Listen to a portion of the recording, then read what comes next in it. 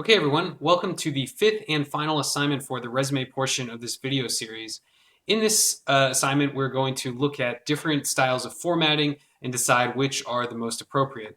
And so the guidelines on this are very general. A lot of it, there are certain things that you can and should do that I've mentioned, but a lot of it just comes down to personal feel. And over time, if you look at samples and do some of your own resumes, then you'll start to get the idea of what is appropriate formatting or not.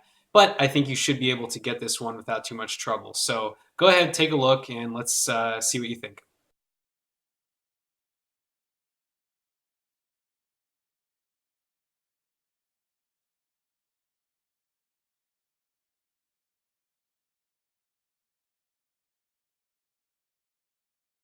Okay, so what did you think? Option number one? I hope so.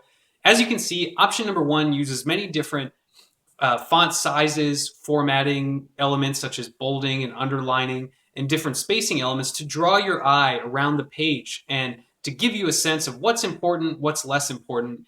And that way it makes it much easier for the reader not only to direct their attention in the appropriate area, but also to remember things mentally.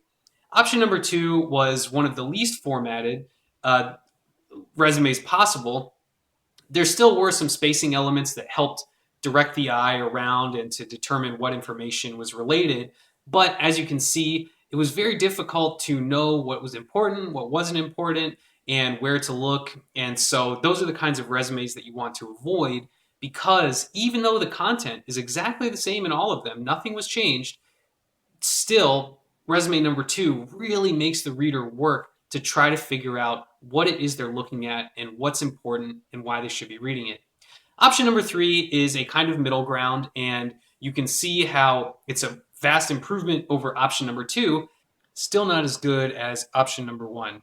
And so, just like when you go to an interview, sometimes, even if your hair isn't that long, you just get a haircut just so you can sort of put on the best polish possible and really impress the interviewer and your potential new employer. All right, good job. This is, as I said, this is the last exercise. I hope you all learned something, and we'll see you in the next section. All right, bye.